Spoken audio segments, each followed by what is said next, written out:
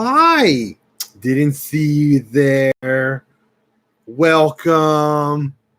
Yeah, this is Beachy House Garage. What's going on?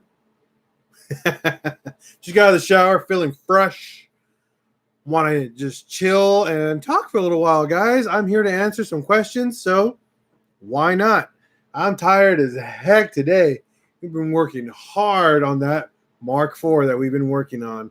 You guys all know it, the MK4 Outlander. Oh man, we we installed the rear suspension, and I kid you not, I got wheel gap that's like that. Like it's like a good almost 2 feet of wheel gap. It is nuts, and I can't even move the suspension. That's how stiff it is going to be in the back. It's going to be so funny seeing 4 grown ass men or 5 grown ass men inside this car off roading. I'm so excited. Man, I can't wait to take this out and have some fun and give you guys some content to enjoy. But yeah, I'm here just to chill and chit chat with you guys. And if you guys have any questions tonight, please feel free to ask. I'm here to talk. What's going on, everyone? You guys have any questions? Saying hi, what's up? I mean, there's 2 of you there, so 2 of you can say at least hello.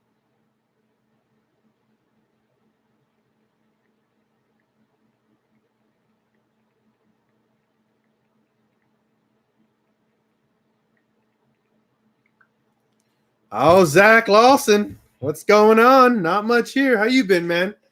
Well, what do you got going this January? What's going on in January for you, huh? For us, not very much, but we're trying to make the most of it, especially on a budget. We got a crazy budget, but yeah, we're trying to make the most of what's going on right now. How about you, Zach?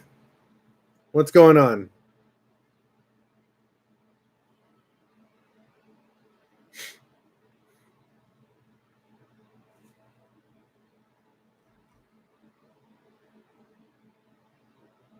That's awesome. Glad you're getting taking some advice.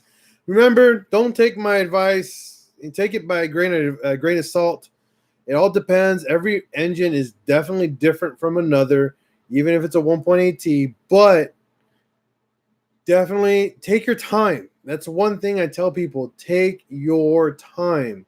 If you've never worked on a Mark IV or on a car in general, don't rush anything because you can overlook something and cause an even bigger headache. So that is something I explain to a lot of people with a passion because it is very important. But what are you doing? What are you doing on your car, Zach? Curious.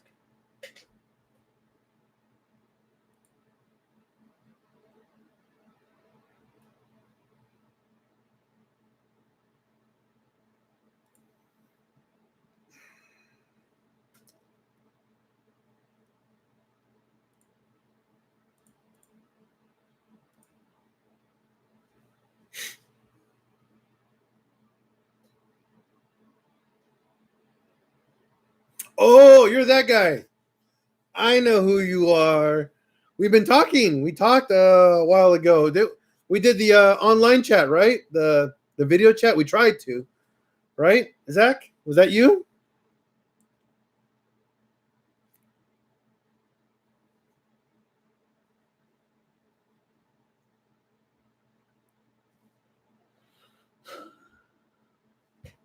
There we go. Awesome. Glad that did you how far are you on it right now, man? What do you got going still?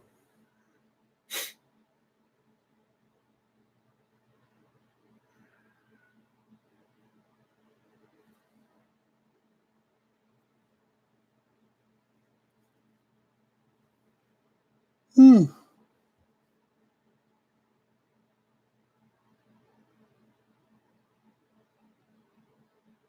Oh, new cams are super easy. Um, you got the Bentley manual, right? Did you get the Bentley manual? The digital one I've been offering to everybody.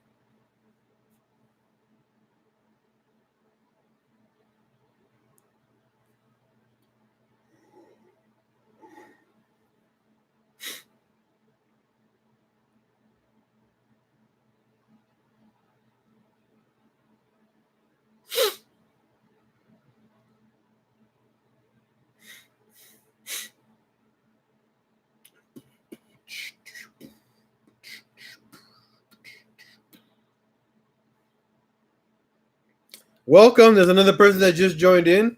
Oh, Tiny. Yeah, I did, and I'm having a hard time getting it to T. Yes. What's going on, Tiny? Zach. So make sure, because you got to keep in mind where the marker is on. There's two little mark points. The manual tells you where the two marker points. There has to be 16 chains in between. Okay. The cam, once you put it on, let it sit for about a half an hour. It will actually self-adjust to where it has to sit on TDC. Then you crank it over and just double check it before you actually attach the belt to the head. Crank the actual head itself over and see if it actually does a full revolution and actually cranks and goes back to the timing marks correctly. If it does not, that means your timing's off. It's kind of tricky when you do the cams. If this is your first time, obviously. So when the cams go on, there's a little marker on the left and there's a little marker on the. It's like a little rectangle notch. In the book,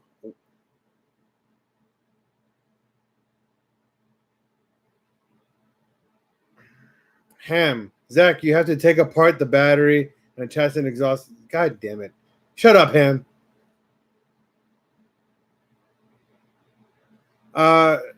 Tiny, that won't work because he's trying to time the head. The head is a little different because he's got to put a new chain on it. On the chain, there's, like I said, there's two little markers. I'm an expert. I have 10 Ferraris. All right, good for you, Ham. On the cam, there's two little markers. In the manual, it states that it's off-centered to the left. You'll see it. It shows it to you in the manual. It's off-centered to the left, and then you gotta count 16 links all the way across center on the right cam. So when you're looking at the engine, it'll show you where it's at. Tiny, it's on a 1.8T.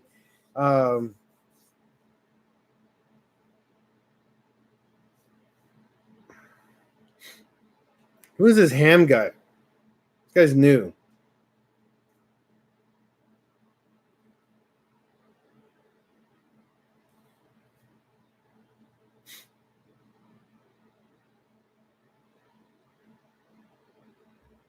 So on the 1.8T, there's a cam chain, and then there's a timing belt.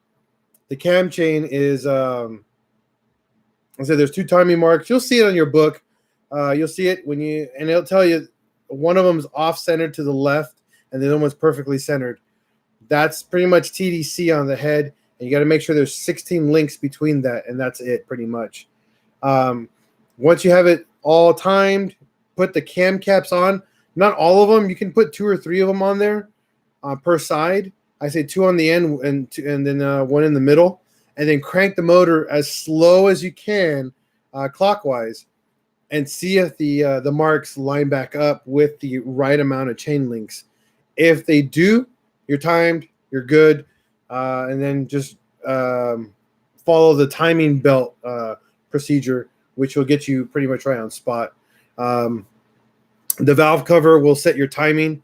That's another way you can confirm your timing, by the way, is once you set your timing on your God damn it, Ham. So annoying. On the valve cover, there's an actual TDC mark on there. On there, there's a TDC mark, which you can use the cam gear with to make sure that your head is actually timed as well. That'll help. That'll get you. That also will confirm your timing as well.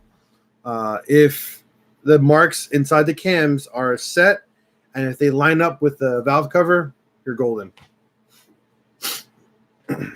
That's kind of, I guess that's the way you can verify that you're timed on the head.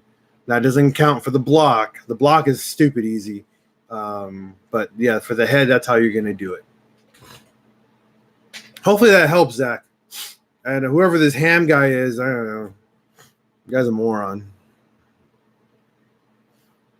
Do you have any other questions? What's up? Who else is on here? What's going on, guys?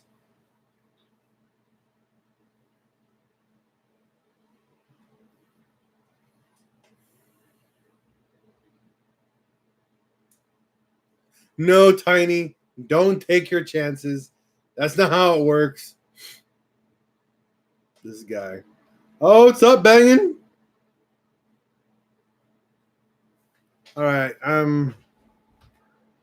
What's up with this guy?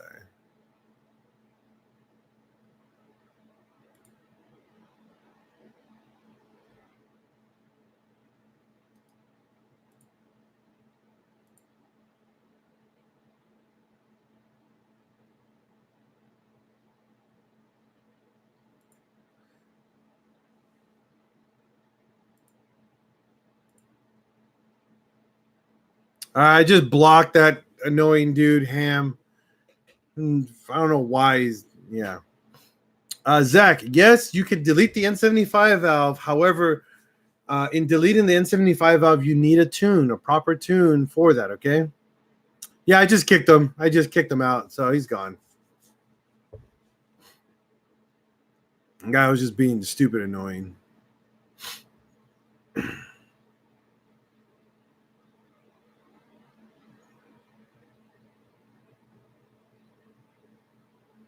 But whenever you delete something, you have to compensate it for something. Just remember that, okay, Zach? So if something gets removed, you have to adjust that for it. So your tune will have to.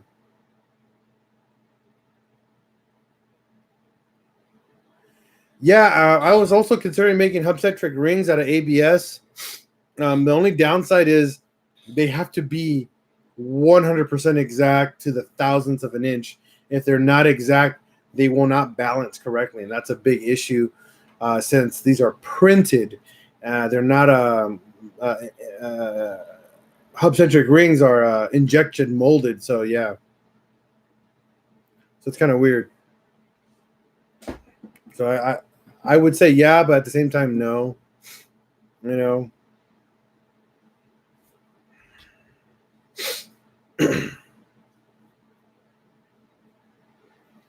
I made this for a friend. This is pretty cool.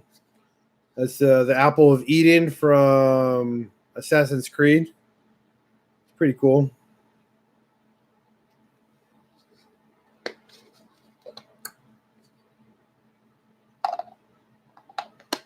And then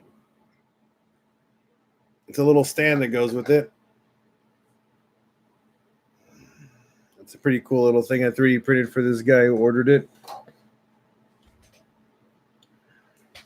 Yeah, so if you have Eurodyne, make sure you just have it coated out of there. But whenever you delete the N75 valve, your tuning is a lot more difficult. Just giving you the heads up right now.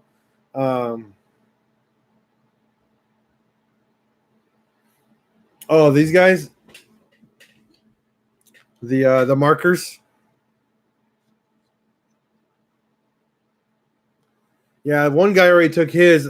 The other guy hasn't picked up his other one, so it's just chilling here. Paid for it.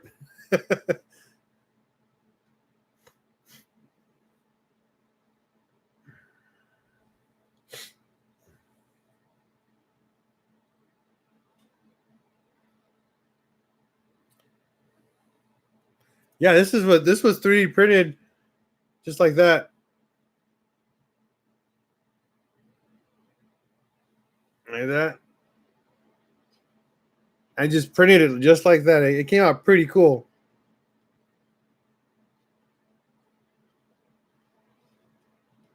Tiny, I cannot tune your car. No, I didn't.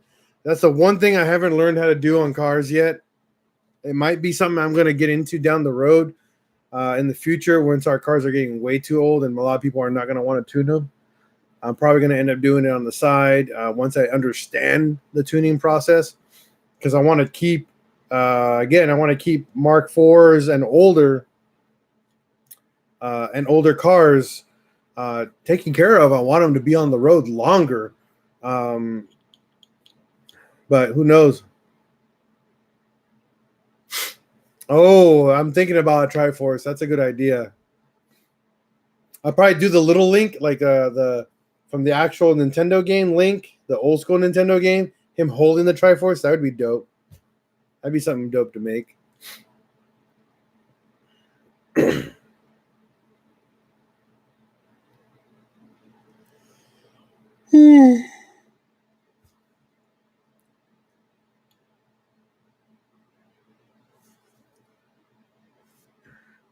Oh, Tiny. My buddy Valentino, I forgot he had a set of brake calipers for me. So you can keep your calipers, man. He's local too, so you don't have to worry about. I don't have to drive all the way to you. Number one, you don't have to drive all the way here to me either. So that's kind of a win-win for us. So we got calipers. Zach, that's a very, very good question. You need to talk to your tuner on what brand number one, because your tuner is going to tell you, and then um, he'll tell you what size injectors as well, based off the turbo that you're going to be running. Okay. Oh, nice, man. Shout out to the Tune Raider on HDR. Hopefully you got a good video card for that, man. That requires some power.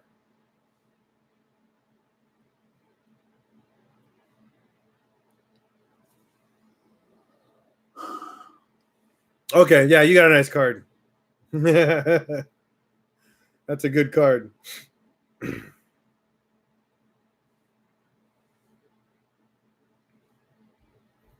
don't know if you guys have been following Instagram or Facebook, but we posted the rear the picture of the rear on the car. I mean, it's ridiculous. I don't know if you guys can see that. Hopefully you guys can see that, but that's the suspension, and you guys can see the amount of travel from here to here is like it's over 2 feet of suspension travel. It's insane on this suspension setup that we put on this car. And I kid you not, we put a jack underneath the car and we were able to pick the car up and the suspension didn't even move.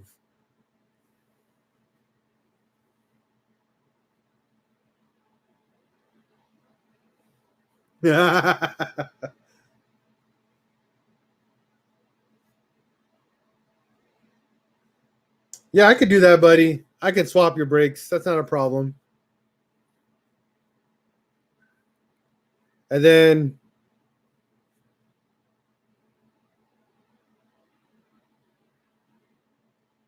oh shit.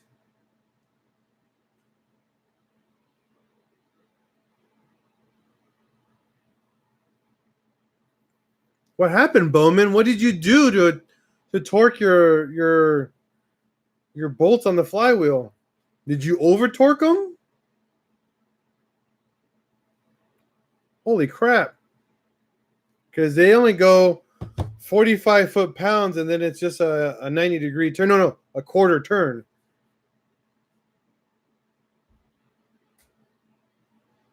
Did you go over a quarter turn? Did you go like half a turn, like a full 90?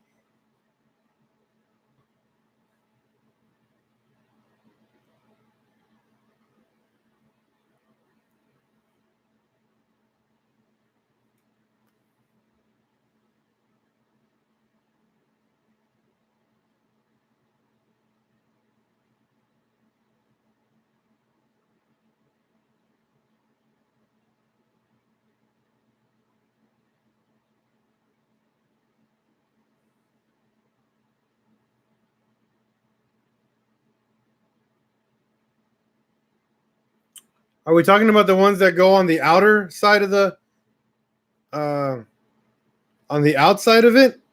On the outside of the flywheel?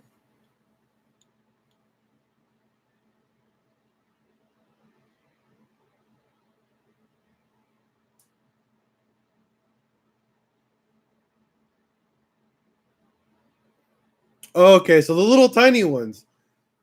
Yeah, those things only go on with like 10, I think 10 or 15 foot-pounds. They don't go on very hard at all.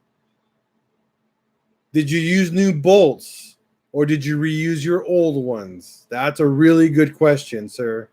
Because if you reused your old ones, interesting. But did you reuse the old ones? Because you're not allowed to use those bolts again. Those are one-time use bolts. So your torque wrench, You probably because 10 foot-pounds on a torque wrench, you can barely feel it click. It's more like a I bet it's more like a like you gotta feel for it to just like kind of wiggle a bit. Yeah. So you got new bolts. Yeah, you over torqued them because they don't go on hard at all. They just go on, and that's pretty much it. Like you just yeah, man, that sucks, dude. I'm sorry. I'm sorry to hear that. On a positive note, you could probably drill those out and probably not damage anything because those bolts don't go on with a lot of pressure. So if you take off all the old ones or take them all, I know it's going to suck that you have to take them off. But if you take the clutch out, take the tranny out, unbolt all the other ones, I guarantee you the ones that are there, they probably just fall right out. They don't go on super tight. So you might be able to just pull them right out. If they don't come out, the nice thing about it is if you get a reverse tap, those ones to reverse thread the bolts, they'll come right out. They're super easy to take out. If they were the flywheel ones, the big ass ones that go on the actual flywheels, if you break those, holy crap! I mean, that's impressive because those are hard to break actually. Even when you stretch the crap out of them, they're designed for that reason. But yeah, all my years of people doing them, the only way that those bolts break if you reuse them because they're not reusable. They're one-time use stuff. So, but that sucks. I'm sorry to hear that, Mr. Bowman. Unfortunately, it's gonna drive like crap, but because you're gonna have some weird vibration. Unfortunately, you do need a torque wrench, tiny, but you need to use one with inch pounds. That way, you can actually feel it. Because a bigger torque wrench, you're gonna be like, and you're not gonna feel it click. Because at 10 foot-pounds, you barely crank that thing on. I usually use my short one, my inch pounds one, and then crank it. Brandon Anderson, we used Jeep springs. No, Jeep Cherokee springs on the front. And then you cut one. So the Jeep Cherokee springs are about 2 inches taller than the stock springs. And then you cut one actual spring off from the bottom. So you cut one of the springs off. And then it just gives you enough to get you that height. Oh, you're in Vista, Bowman? Where in Vista are you? I could probably do an emergency visit and help you out and get that shit taken care of quick.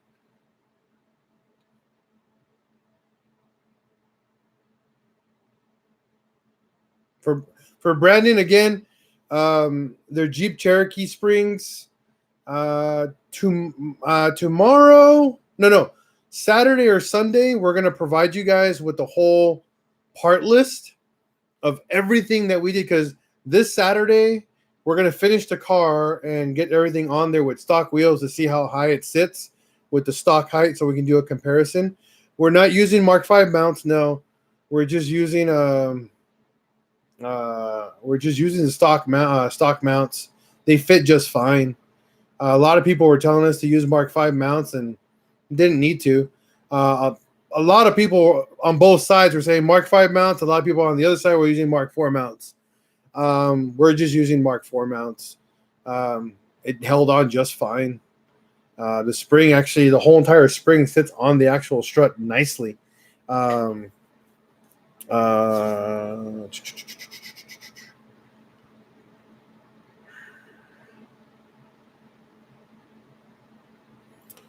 Yeah, that's what people were saying with the market, dude. I don't know how much more lift we need. This is pretty stupid tall already, but oh yeah, it's gonna be super rough. I can care less about that.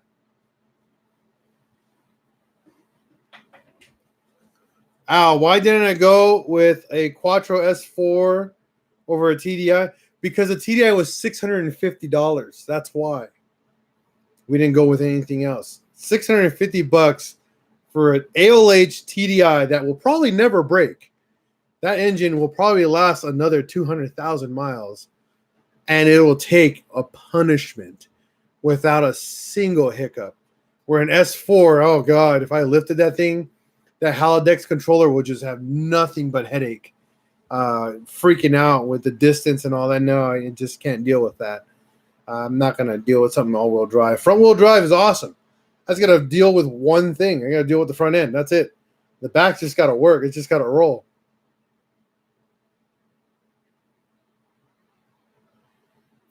No, I'm not in the market for anything for the car because we're actually trying to make it street legal. So I know it's kind of a weird thing to say, but yeah, we're actually going to try to keep that car street legal. What you doing to that car goes against everything Stance Boy stands for. Yeah, and I could care less because that's what we're doing. Here at Pinch Out's Garage Tiny, we don't care. Stay humble, bro.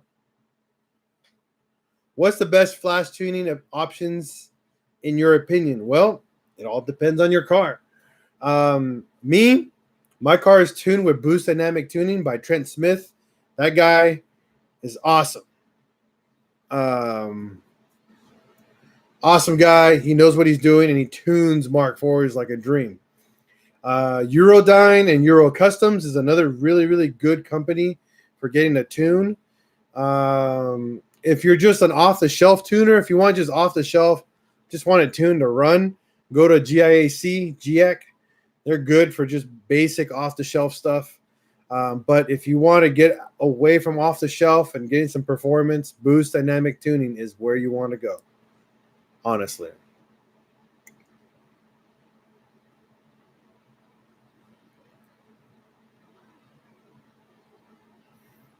I know a lot of people are going to get mad at me not stancing a Mark IV. Bah, bro. D Stone, what's going on, brother? My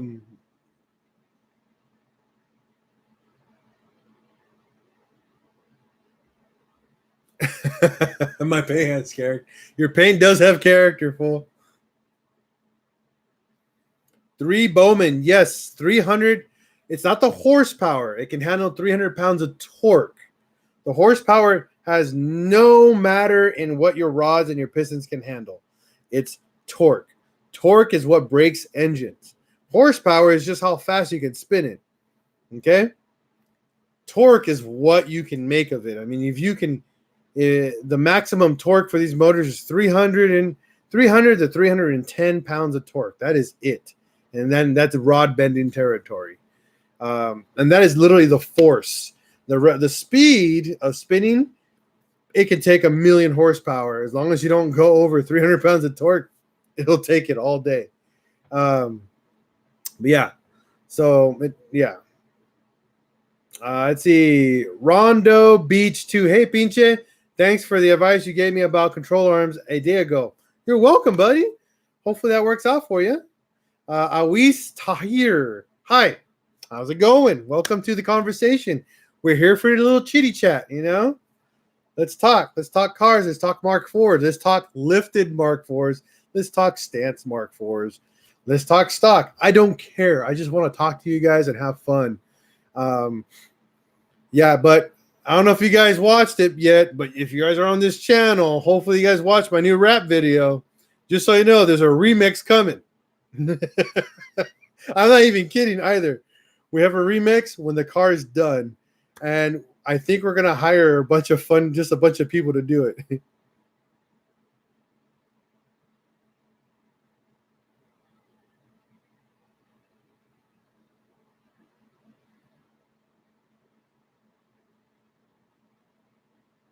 Hell yeah, dude! Love to meet you. 3 Bowman. Nope, no more. Never gonna go to Stance Wars ever again. Last time I went was a complete waste of time. There was more cars in the parking lot than there was in the show, and there was more people from the show than the people that showed up to the show. Just saying. To me, that's just a waste of time. Red Ondo Beach. Oh, Red on the Beach. I am in Escondido. How would you run an N75 off if you don't delete it? Well, you just leave it like stock, and you plumb it to the turbo, to the wastegate. Which depends on the wastegate you use, but you can just plumb it to the wastegate. That's pretty simple. Oh yeah, definitely, Brandon. I want to compare it to you. Have the lifted Golf, don't you, Brandon? Yeah, you have a lifted one.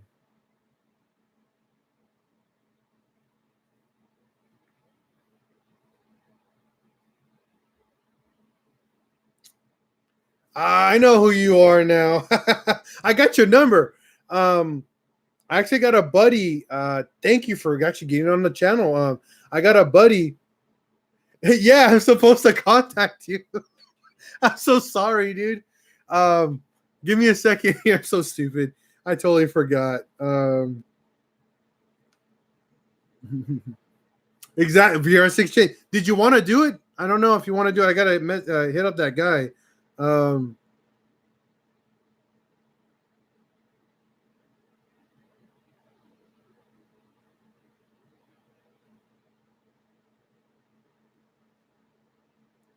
all right, guys, slow down on the comments so I can catch up. I gotta find this text for a friend of mine.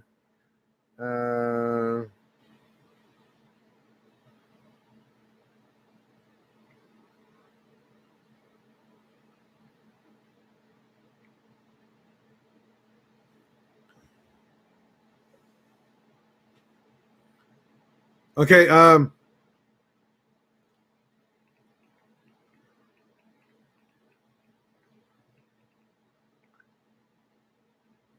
I just messaged him, so hopefully he replies back. And then you guys, I'll give him your cell phone number, or give him, or you get, you guys can talk. I just want to get you guys in contact, and then I'll be out of it. I don't want to be a middleman. You guys can talk. I don't know. Okay, so I'm gonna go back on the chat room. Give me a second here so I can catch up. What are the benefits from deleting secondary air? You don't have a secondary air. I mean, that's the benefit. Less check engine lights, but it's got to be tuned for it to be removed. Let's see. Nice. Used to live. You're supposed to call. Okay, past that.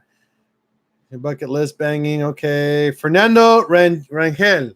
What do I need to do to swap a 1.8T and a 1989 Cabrio? Simple. It's a Mark II. Okay.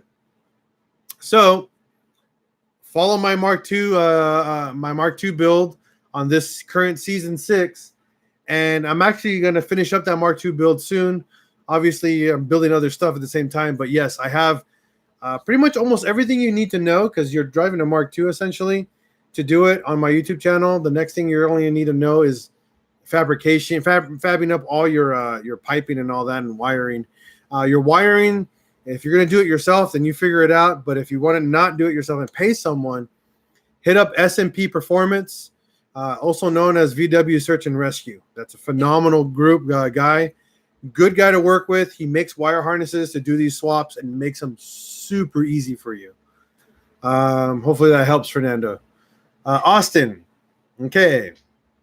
I don't know where I lost you, but because I got a KO4 50 millimeter inducer, but having really bad boost surge issues with the APR stage tune. I replaced the M75, but it didn't help. It's supposed to be tuned for 18 pounds, a boost, but I only hits 8. Okay, Austin, what mods do you have for that turbo besides having that turbo and a tune? Let's see. Red on the Beach. Are there any VW Auto Club meetups or something that's like that in the SoCal area? Yes.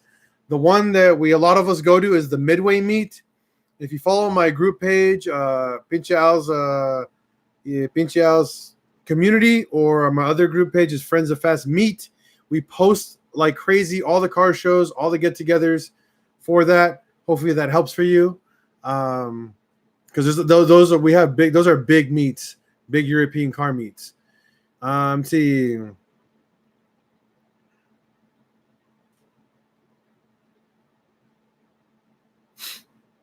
So Brandon, for the lifted portion of my car, I'm actually going to be posting all the parts that we've used so far next week on Saturday or Sunday. with all the video content allowed for, so everybody can get on the boat with this. Okay, so hopefully that helps.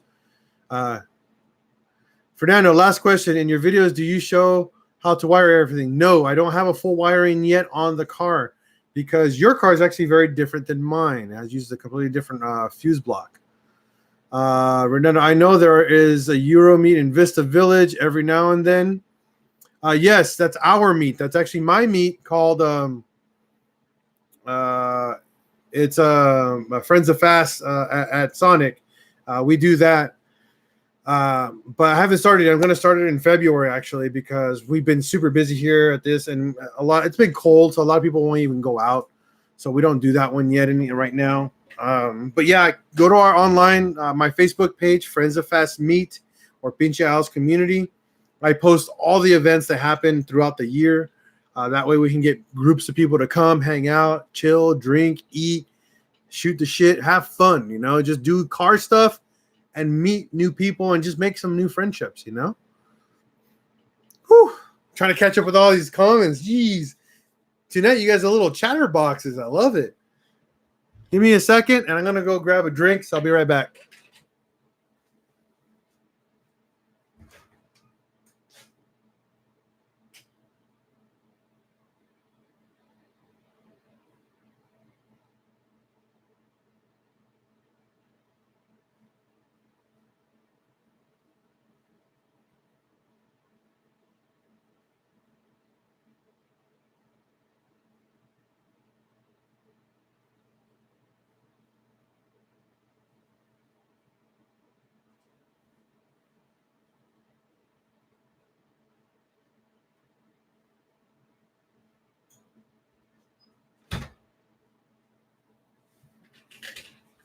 That's another one I'm going to go to is Dubs on the Shore. For sure, I'm going to that one. Euro 20, for sure. No apple pie beer today. Yeah, SoCal Euro, Dubs. Oh, yeah, those are all I'm going to. I'm also going to go to Canada for Eurocracy, some other stuff.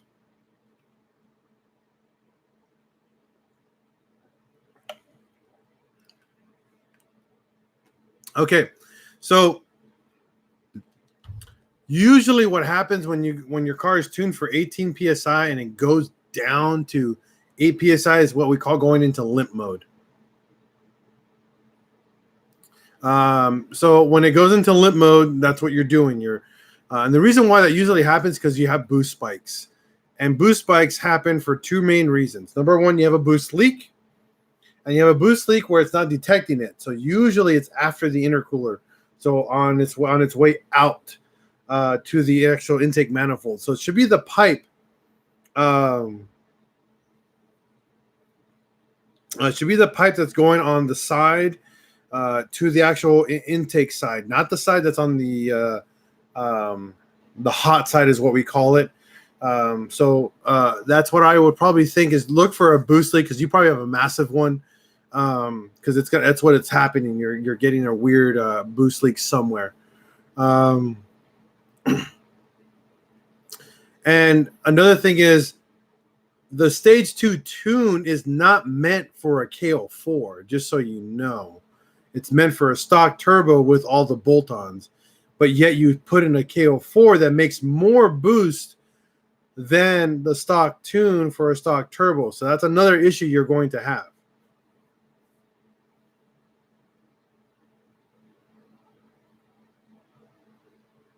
Okay. A lot of people don't realize that when they swap out turbos and they still have a crappy tune. Sorry, no offense, but APR is probably one of the crappiest tunes out there. It's gonna not work correctly. Okay.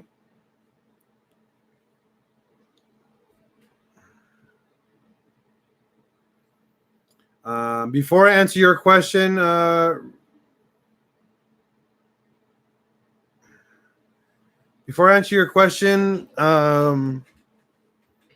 Red on the Beach.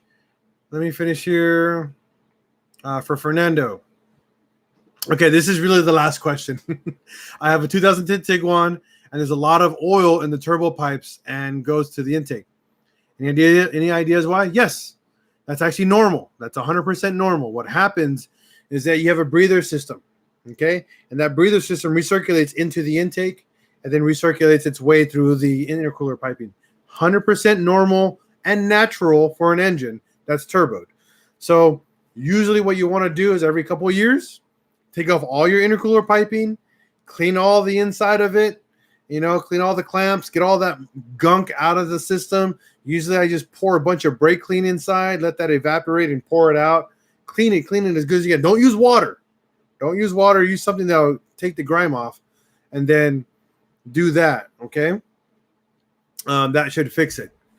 You're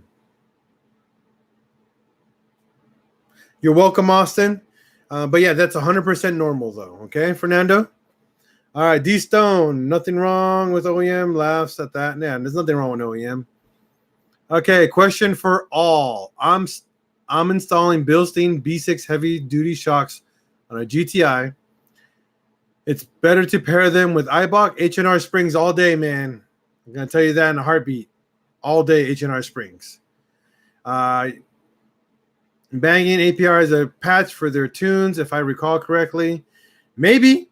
But it's still not a good tune. I mean, I'm not, like I said, I'm going to hate on them because I don't like them. They don't work well. That's also true, Tiny. They do break when you look at them. Austin, yeah, I had a stock turbo when I got the tune, but it's only hitting 10 pounds then. But I'll look for boost leak. Look for boost leaks and vacuum leaks. I guarantee you that they're there, especially for how old that car is. Tiny, I'm going to buy one of those things that go into the exhaust so I can get turbo sounds with no turbo. Yeah, I recommend them. They're phenomenal. Oil catch can as well, yeah.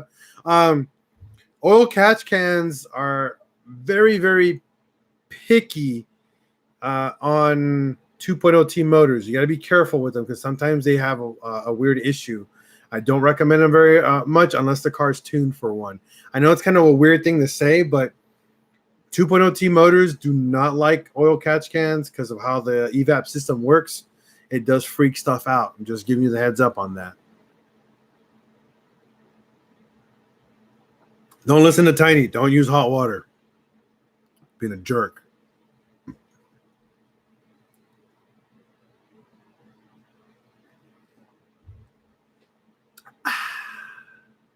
Some tea for the night. Some Tizzo.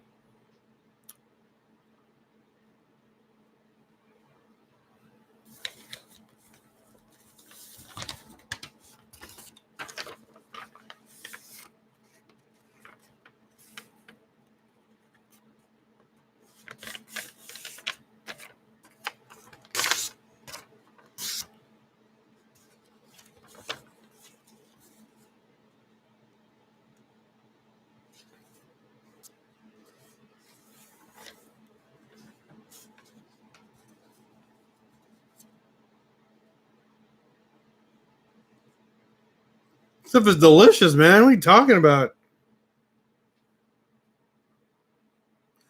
No, not a bad turbo.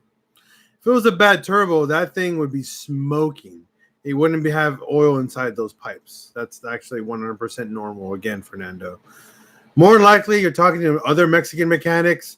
Probably have no effing clue what they're talking about.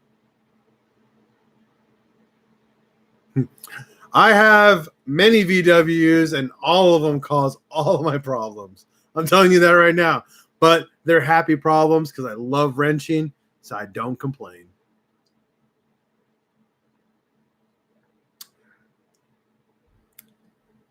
Well, whatever tech was there trying to sell you something, man, that's not right.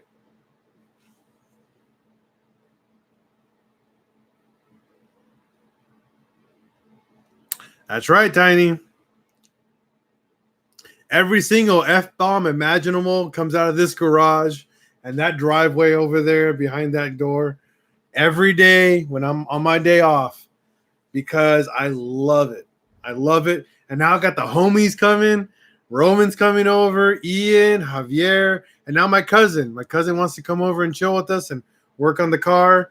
So, yeah, it's exciting. It's actually – it feels so good to have friends and family wrenching together and a common feeling. It's such a great feeling, guys. Um, I love doing car stuff, and I love doing car stuff with good friends. Um,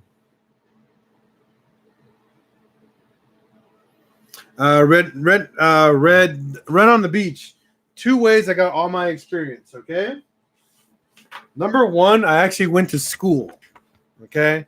I took 3 years of automotive technology and got my ASC certifications. I'm actually got most of my ASCs. I didn't become an ASC master tech until way later. But being an ASC certified technician only means you're book smart. Doesn't mean you actually know how to fix cars. There's a big difference between that. And I can guarantee that there's book smart people and there's real life people. And me, I went both ways. I went to go learn with the book, and then I bought a Volkswagen. So book smart, and then I became wrench smart when I bought a VW. And I learned quick because holy crap, did I have problems when I bought my first ship box. However, if you don't have the time to go to school and learn, then buy a Bible. This is the Holy Bible of Mark Forbes. All righty then. You need one of these if you want to learn how to work on the Mark IV or any other generation car you want. This is called a Bentley Service Manual. ¿Qué onda, SoCal Gunner?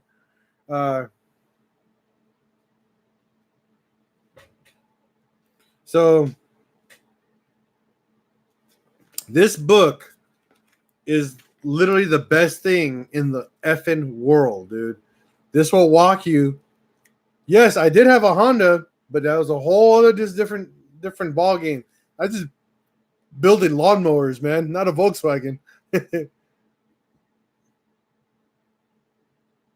Yeah, and I'm glad that you guys understand. If you guys want a free copy of this book, I have a digital copy for you guys, 100% free. And this, I kid you not, explains everything you need to know about whatever car you own if you buy the specific generation, because it's got to be this thick. The Haynes manual, the Haynes repair manual is garbage. Okay? Yeah, oh yeah, that too. That is very true, Tiny. Buy a modified Mark IV and you're going to learn. Oh yeah, you're going to learn quick. Or you buy a $650 diesel and you're going to learn even faster. Yeah, the Haynes manual is like that thick. This is this thick. This teaches you every single engine that's available for this car. It teaches you also the all the other maintenance required on your car, all the other breakdowns, actually the full disassemblies and reassemblies. So yeah. MK5, I would say yes, because the 2.0T is very problematic. It's actually a very problematic engine in the sense of what breaks on them so often. And it's not, when they break total catastrophic, unfortunately, with 2.0Ts, because they have a fuel pump that likes to fail and cause big explosions and break all the head and all that. It sucks. Let's see. Banging, buy a lower one and you'll know how to change an axle. And no, that is so stupid true right there. You'll swap an axle out in less than a month. Guaranteed. Yep.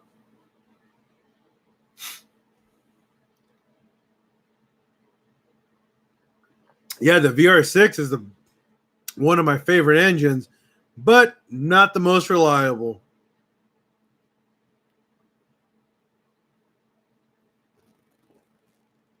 They're great, though.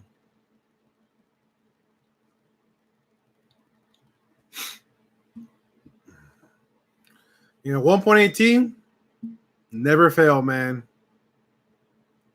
A 1.8T will never fail.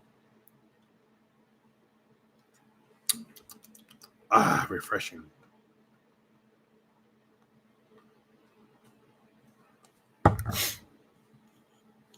Nice. Oh, I love giving BMWs all the gap. Tons of Gap sauce. Sometimes I invite them to Gapplebee's, but they never show up.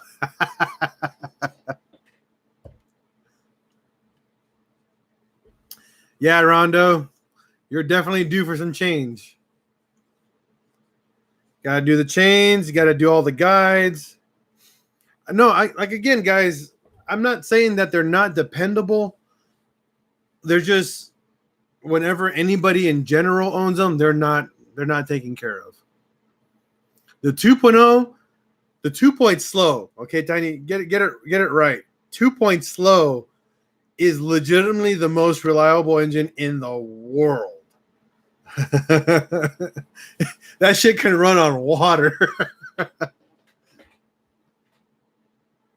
What do you normally do to get a replacement? Go to a locksmith and have someone make it for you, unfortunately, and have it be chipped. Red on the beach. Are Audis more reliable or less reliable? They're about the same. Just depends on the motor you choose with it.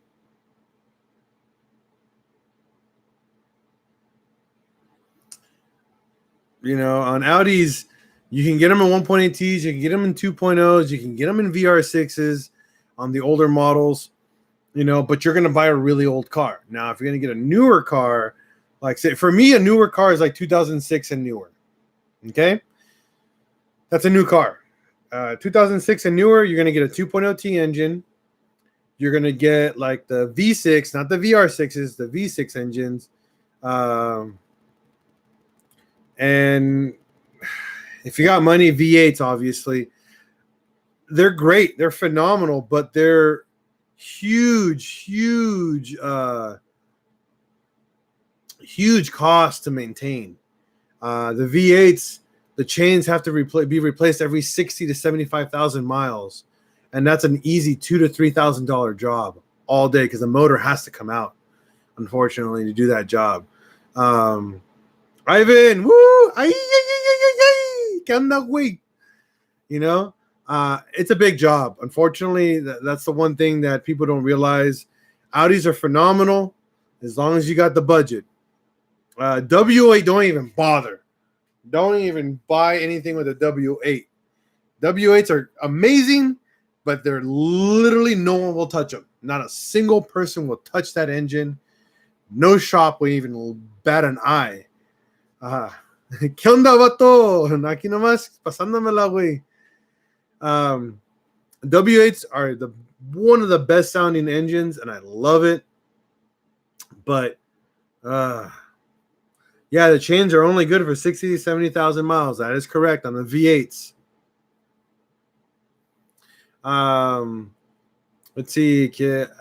Alessandro C. Modest turbo upgrade for a KO4 for a 1.8T. A KO4. Okay. And since I got you guys watching, hold up. Wait a minute.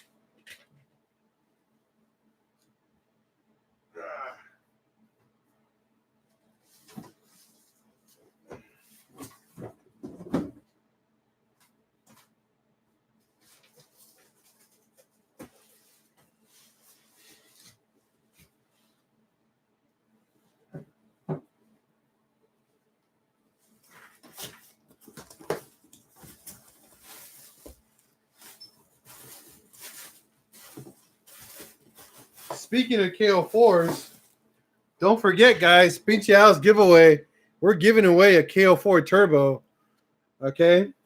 Brand new in the box KO4 turbo. Giving this away on our YouTube, on my YouTube and Instagram pages.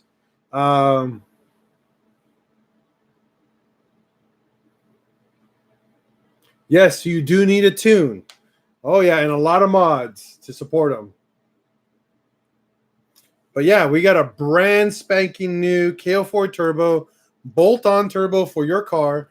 But we're not going to make it a bolt-on. We're going to add a Kinetic Motorsports, what's it called? High flow exhaust manifold. We're going to give you guys a custom made, okay?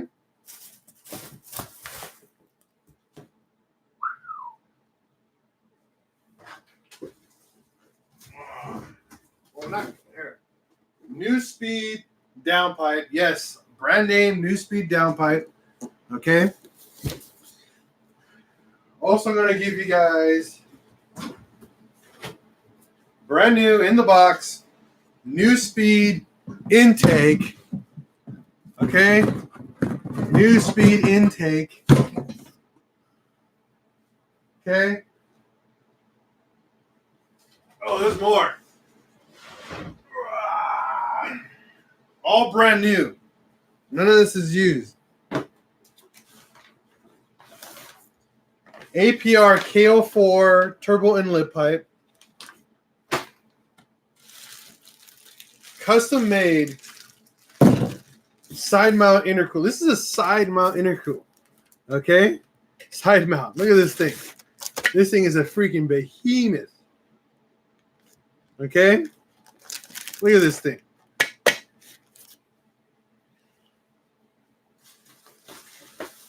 Kinetic Motorsports. All right? Exhaust manifold. Not including that, I don't have it here. Pinche Al's custom made skid plate with the diffuser. And we're also going to be giving you the skid plate will come with its own little front lip. So you guys are going to give you a legit skid plate with the lip combination and a rear diffuser. Pretty much a $500 value on top of all this other stuff. For buying anything on my online store, for every $3 you buy on our online store, you get an entry. Pretty straightforward. The more you buy, the more entries you get. That's pretty much the rules of it, and it's for open to worldwide, everyone around the world. Okay, so just giving you guys a heads up. This contest is still going. We won't stop until it's done. Now,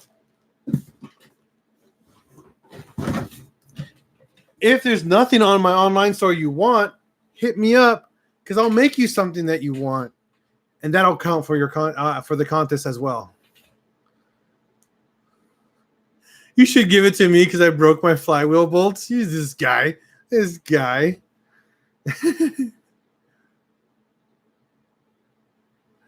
If I win, I'm donating the MK2.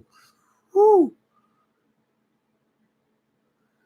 SoCal Gunner. I would definitely love the Turbo VR6. Hell yeah, man.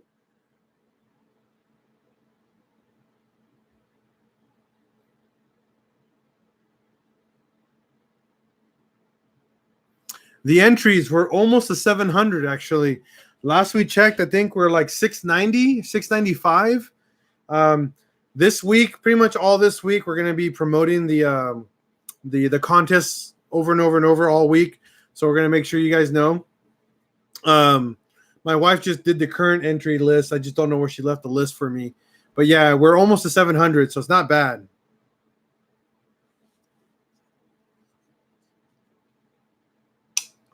The glove box is just chilling outside in the driveway. We were about to throw everything away today, but if you want it, I mean, just chip in a couple bucks, you can have it.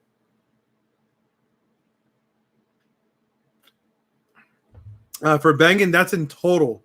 For purchase entries, we're like at 400.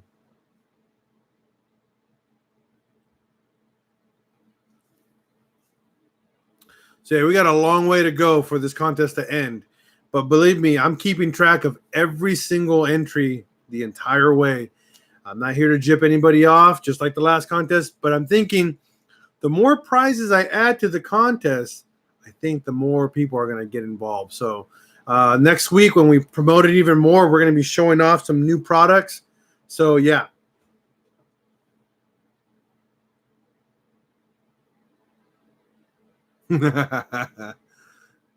Yeah, if you pick it up tomorrow, as I said, kick me down a few bucks and you can have it. It's a working glove box. Those are super rare. Your video feed froze. Yeah, that's weird. Everybody else is working just fine.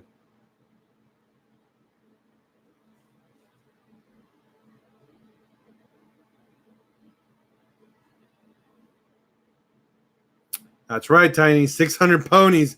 Easy for a VR. All day.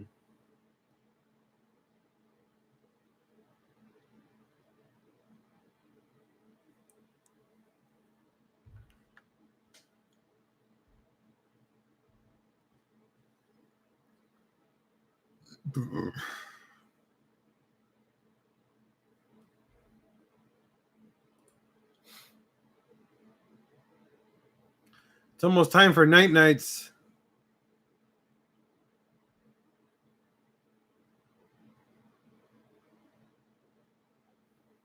That's weird, dude. That's weird, banging.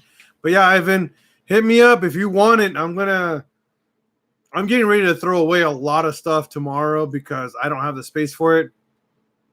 And I don't have the time to deal with it. So it's a stock Mark IV glove box. I don't know what size it is. It just fits in the standard. It's nothing special.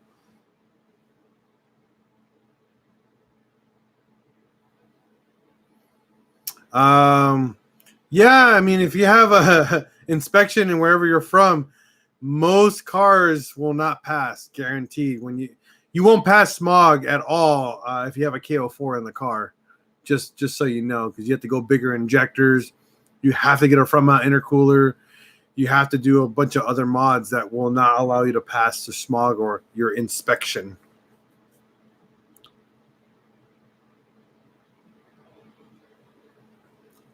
That is one big downside of modifying cars.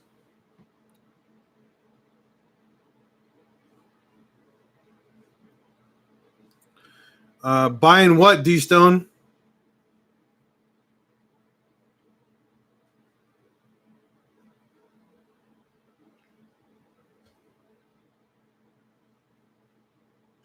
Oh, the glove box? Yeah, my wife just priced it, and it's like $40 to ship that box. It's stupid expensive because UPS is a dimensional weight, so they don't even weigh the stupid box. It's just whatever it weighs in that dimension. And it's $50, almost $50 to ship that box. Not worth shipping it. No, nowhere near worth shipping that box to anybody. And then USPS wanted, I think, 37. Like, what the hell? Why is it so expensive to ship a freaking box? You know, it's stupid. It's so stupid. That's why I'm hoping someone picks it up locally and just, like I said, kicks us down a couple bucks and it goes towards the car. That's all it is. That money goes exactly right back into the Outlander. Yeah.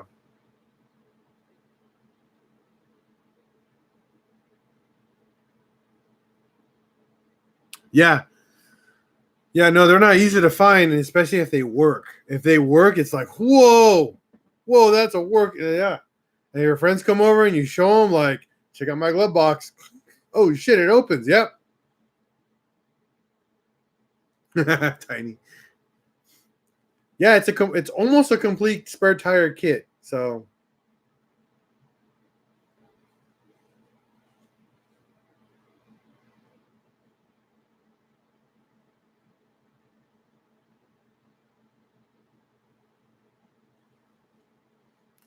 yeah, that's a big thing going to junkyards. Other people don't know how to take stuff apart, so they don't damage it for others. It's so annoying, like so annoying.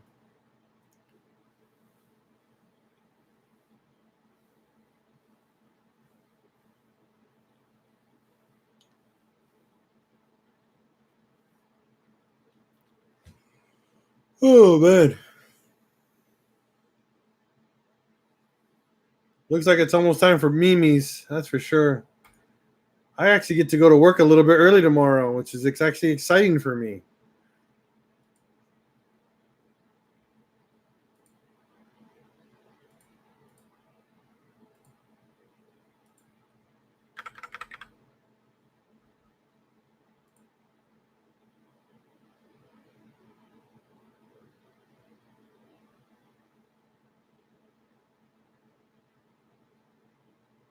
Yeah, I love going to the yard too, man.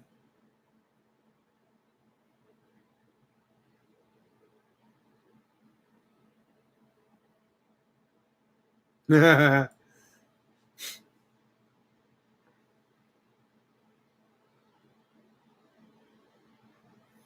going to the yard is always a luck. It's luck of the draw. And sometimes you find some good stuff, and sometimes it's just garbage. Um, what's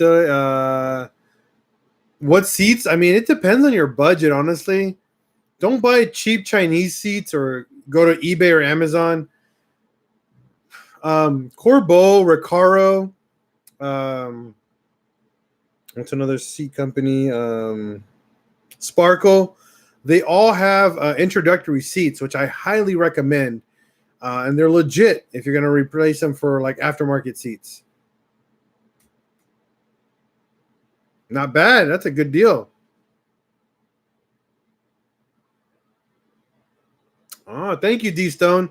Yeah, man. The more you buy, the more you get chances you get to win stuff. I'm trying to add more products next week, so stay tuned. We are adding more and more products on our online store every week. The goal is to add at least 1 or 2 items every week, so you guys have more choices, not just all the same old, same old. I'm going to be adding a bunch of new stickers as well, so stay tuned for that, for low price stuff.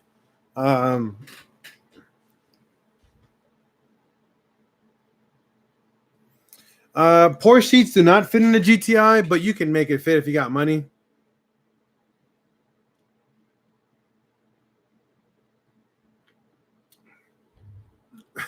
Tiny. What's up on our skid plates?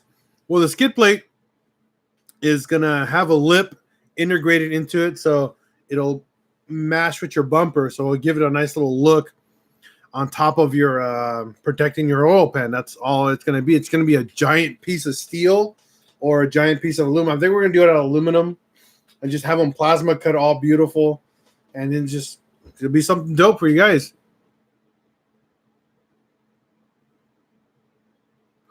Yeah, no, a lot of stuff isn't bolt-in. Do your research online. A lot of guys just pull the bases off, and then they use aftermarket rails to mount the actual seats onto cars. When I don't know when I'm gonna have them done.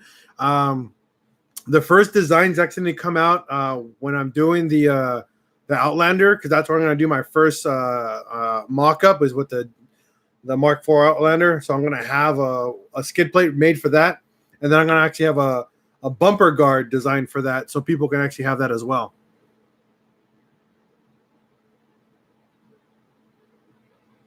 Yes, Corbeau, Recaro, and Sparkle all have adjustable seats, Tiny.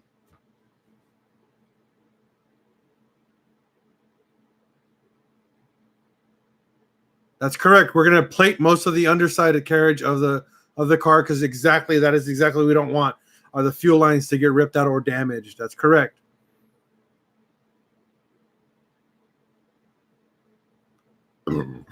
Oh, lips, yeah.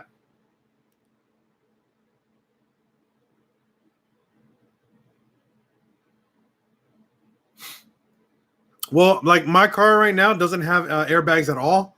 I deleted the airbags on my car because I have aftermarket Cypher auto seats. They're good seats. I wish they were more comfortable. That's why I'm not a very big fan of them. Actually, pretty soon I'm going to put those up for sale, because I'm going to be getting some Corbeau seats. I think Corbeau or Recaros. Can't remember which seats I wanted to go with. But those are going to be coming up soon. Up for sale. Trying to get rid of my seats. I want to go for a different design. I want to go something more old school.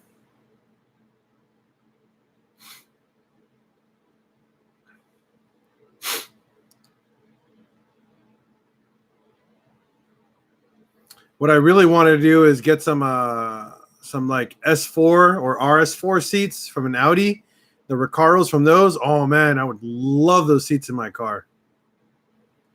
But geez, those are some change, man. Every now and then they'll go up on eBay for like $600 or $800, and that's a steal if you can find them for that. Most people want $1,200 to $1,400 for those seats, and I would pay that much. Honestly, I would, but I don't have that one.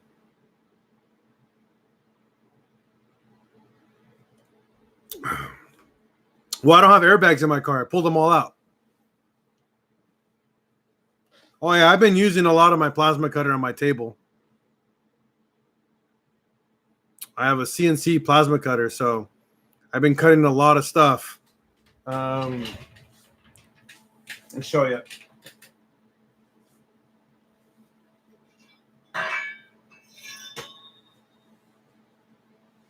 I made this.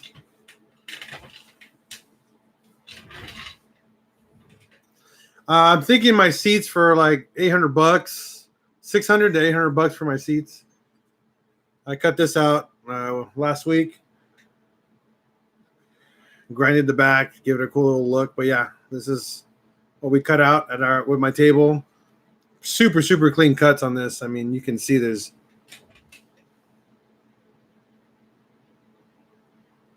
no, I have bags on my car. I don't have airbags, like safety airbags. I do have air suspension, yes. I'm actually thinking about making these into clocks. I actually probably gonna have a little more material here in the middle, have like a little notch, so I could drill a hole, and make these into clocks. They're actually really easy to make.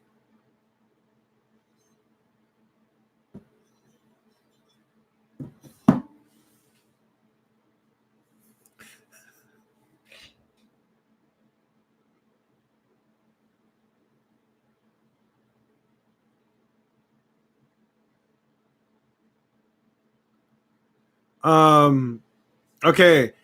Do you think a VR6? No, they're not going to hold any value. The only cars that matter that hold value are the 20th anniversary Mark IV and the R32. That's honestly it. That's the only car in the MK4 family that actually holds any value in the United States.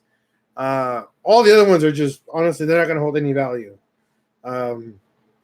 Unfortunately, they're just not going to hold no value at all. Your GTI VR6 right now is not worth $3,000. I'm telling you that right now. I'm sorry, Red on the Beach, but not. Unfortunately, you're looking at. I mean, your car is probably gonna. Your car is maybe, if it's in mint condition and like every single like OEM stock thing untouched, the paint job flawless, maybe $3,000, maybe $35,000 for a VR, 5-speed.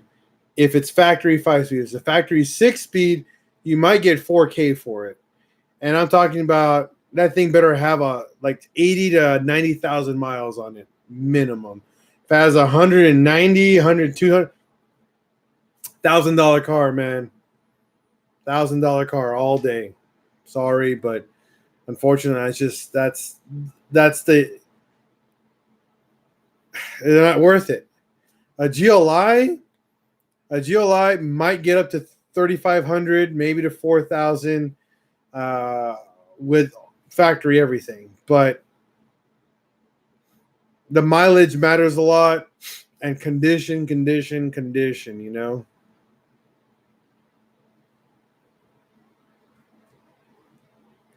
MK4 Supras are going up in value because it's not a heavily produced car. You have to understand that, banging. An S2000 actually went up in price. You can't even buy an S2000 for under $10,000, just so you know. I don't care if your car is in outstanding condition.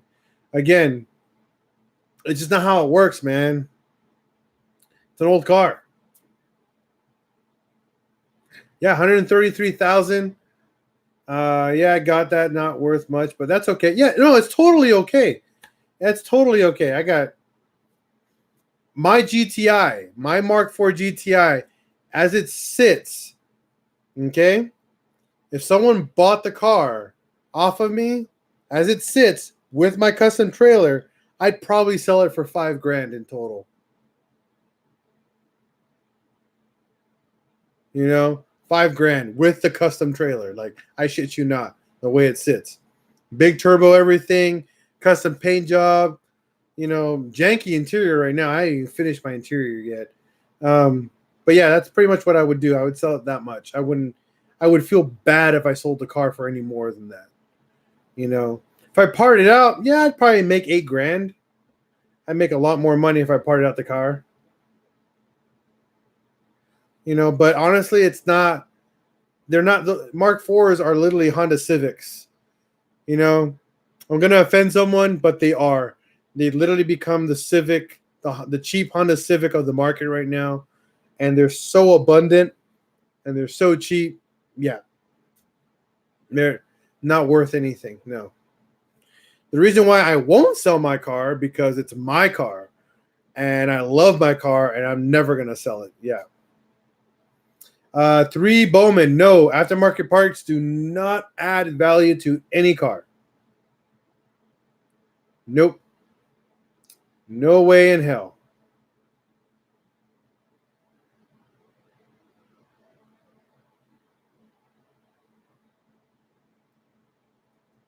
Exactly. Exactly. Redondo Beach.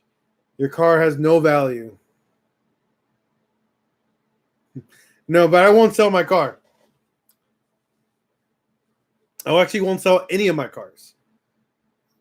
They don't have one car in my entire fleet of cars is the only car that holds value and is increasing in value every year. And that's my 71 VW bus because of it's becoming more and more rare. And that's it. I bought that car for $4,000. I put 10 grand into it. And it's only going up in price. Right now, if I kept it, I could probably sell my car probably easily my bus for like $30K. And I only put like I said 15 grand into it. So I double my money back almost. But again, it's a classic. Our cars are not classics. There's nothing unique to our cars, unfortunately, that makes them so dope. You know? Yeah, if you look at your car as just no car payment, I guess that's something you can look at. I mean, it does feel nice to not have a car payment, but I don't look at my cars as a car payment or I look at my car as an extension of me and a part of my family. And all my cars are like that. I mean, every car has its own personality and I freaking love it. And that's why I can't sell them. I can never sell my cars. The only car we sold was our wagon, and that was because of need. That was the only reason why we sold it. And we actually regretted it 100%. We were almost bought the car back the next day, but we bit our lips and didn't do it because my daughter needed something a little bit more spacious, and we needed something updated for air conditioning and all that stuff. So we didn't do that. Yeah, but we bought a new car, but I don't like it. We don't like it at all. It doesn't have any personality, no character. Most new cars are just soulless machines, and I'm just not a fan of them. Just not a fan, you know. But that's me. That's just me, guys. Don't worry about me. That's just who I am, you know.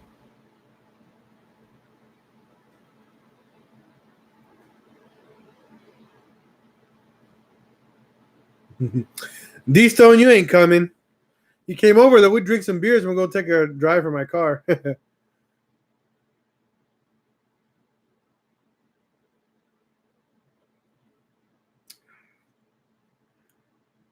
Oh, yeah, dude. Three Bowman. Nine, because you gotta understand that.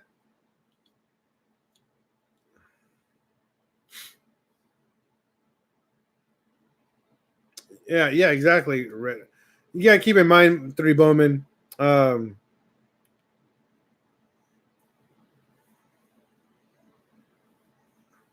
uh, a lot of these kids are exactly that. Their kids have no idea what they're talking about. Never been on the car scene. They just hang out with their stupid friends and goes do stupid shit. Sorry if I'm offended, but this is pissing me off. A lot of these kids just don't have guidance, and they don't have proper guidance.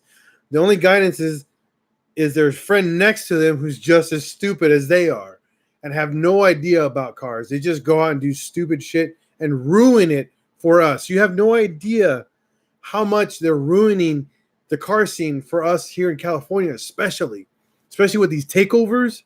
Oh my God, this is so bad. Can't even drive a car that's slightly modified because cops just stare at you, and they stare at you hard. and it's really really pissing me off, because I can't enjoy my modifications on my car. It's like because I'm scared to do it. I shit you not. A lot of people are just like they're ruining it for us. And what has to happen is that they gotta realize they're doing something stupid. But the problem is they don't. Okay? They don't realize it because the person right next to them is just as dumb, and the other person on the right is just as dumb. And it's really annoying.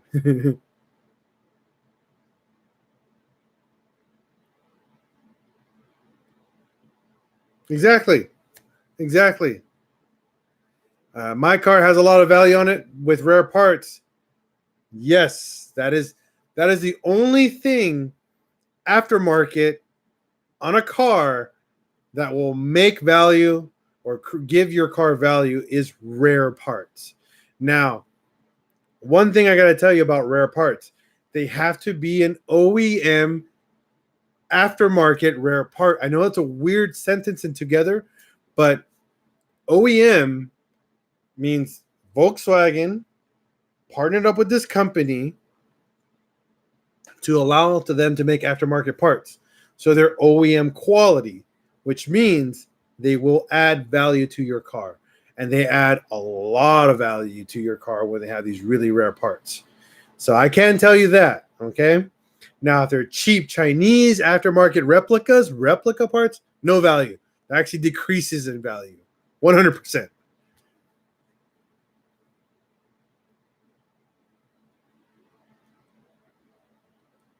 That's exactly right, Banging. That's exactly right.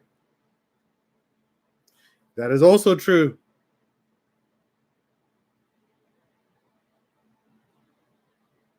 Yeah, cops are paying more attention to modifications. That's for sure.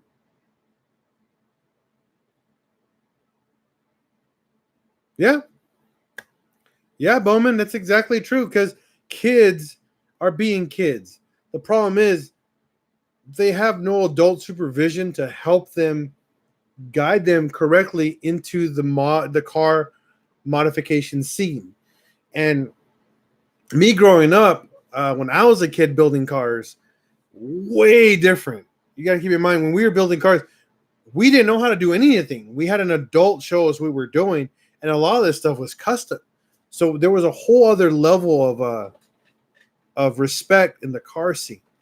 But obviously, every generation that comes after us, unfortunately, just gets more stupid. You know, they get more stupid and they're just dumb and they don't want to listen.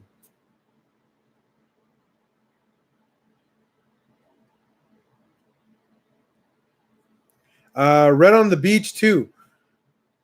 Okay, you got to understand. There's a big difference between performs like OEM and it is OEM. Okay. Okay. There's a big difference. What I mean, just like how Tiny posted there, Hella, Audeniger, and Matic, those companies are licensed by Volkswagen to make parts for them. Okay. They're like a second party, not like a third party, like a sister company to aftermarket parts for a Volkswagen. ABT is another company, is another big company that makes aftermarket parts for Volkswagen. Those parts, when you buy them, have a retail value of like an OEM part because they are OEM parts. They're just crazy expensive.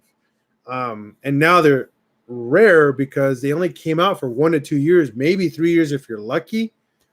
And obviously they disappeared. A lot of people just bought them and kept them.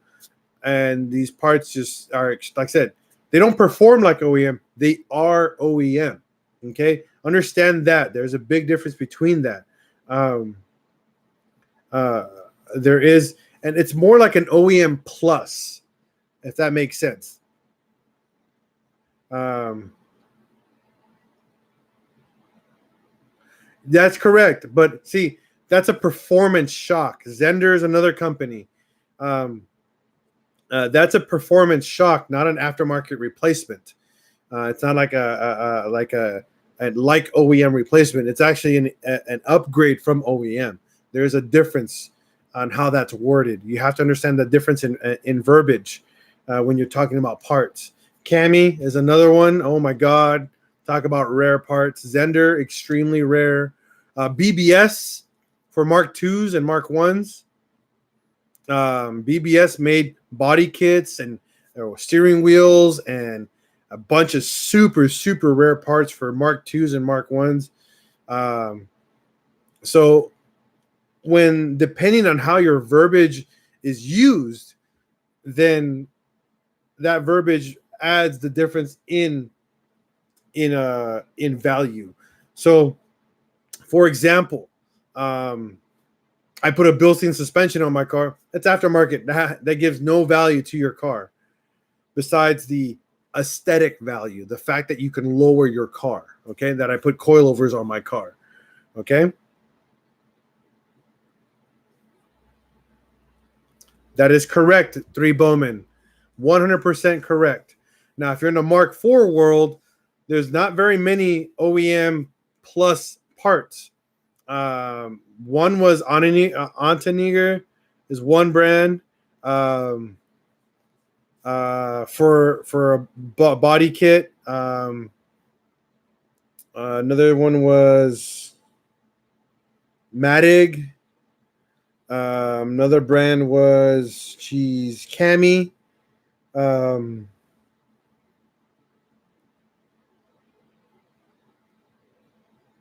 Yeah, just better shocks. But remember, those parts will never add value.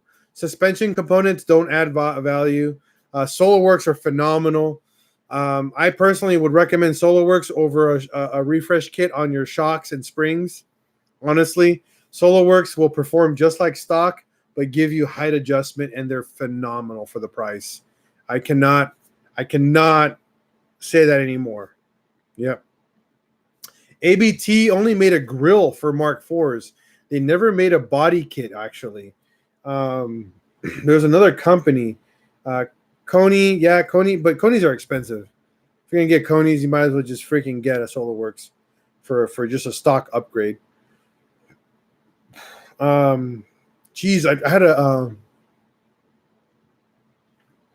I think Antoniger, whatever that brand is, I can't pronounce it, but it was a brand that made Mark IV OEM replacements. And there's one more brand that you can buy from the dealer. You went to the dealer and you can get bumpers from them. Oh my God, Jeff has them on his car. Oh, geez. Oh my God. It starts with the C. It starts with a CHARCEER. It's a weird C letter word. It starts with a C. It's so hard to pronounce. Oh my God. That was another bumper. Yeah, they made a wing for it. One cheap company was back in the day was Wing West. That was a cheap company because they made stuff out of fiberglass, and that was just garbage. It wasn't very good. It didn't last very long. It was very ricey.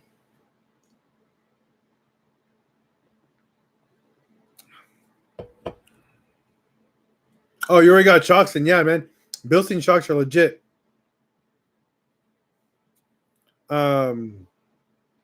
Geez. And what's funny, people are trying to hunt those kits now. Are actually trying to hunt those kits down. Yeah, Wing West made a lot of kits for the Fast and Fury cars. All fiberglass, 100% fiberglass. Very, very cheap stuff. But Oteninger is a great brand.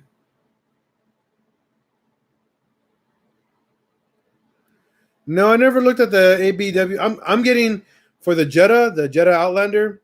We're buying Amazon 3-inch wide flares. That's it. I don't know what Bomex is. I never heard of that brand. But yeah, those brands are phenomenal. The OEM replacement brands, racing brands is what we call them too. There's another brand that or like rally cars use and all that stuff. If you can get your hands on rally car body kits, oh my God, they're worth a fortune. A fortune.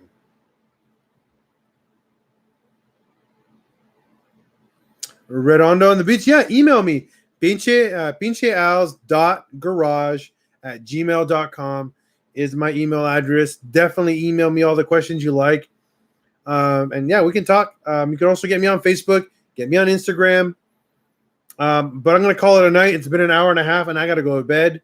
I got to wake up at around 8. But awesome chit-chatting with you guys. Such a great night.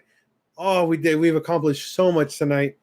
Don't forget to subscribe. Hit that subscribe button on the channel. Share the channel. Please, please, please share the channel. Spread the good word about this channel, guys. I love it. No, we're looking for plastic. And you're welcome, Red on the Beach. D-Stone, no.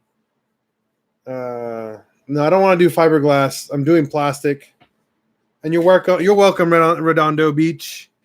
Again, please, please. Oh, you did? Let me see. Hold on. Jeez, I can't even say goodbye yet.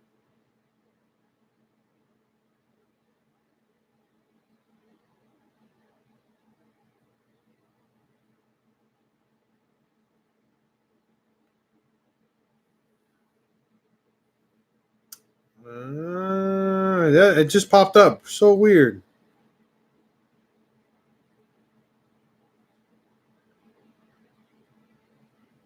Are you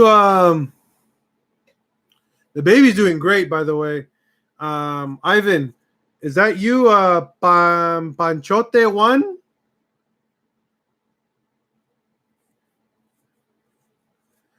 Three Bowman.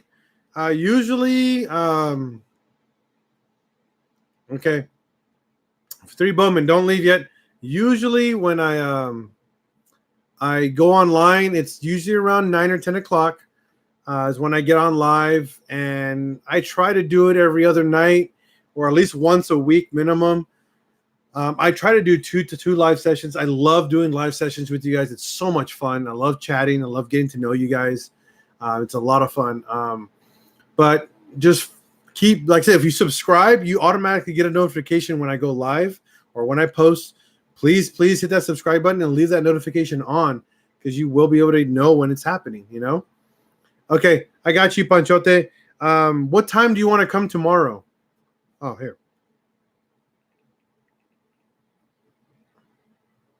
You think you can make it early tomorrow before I go to work?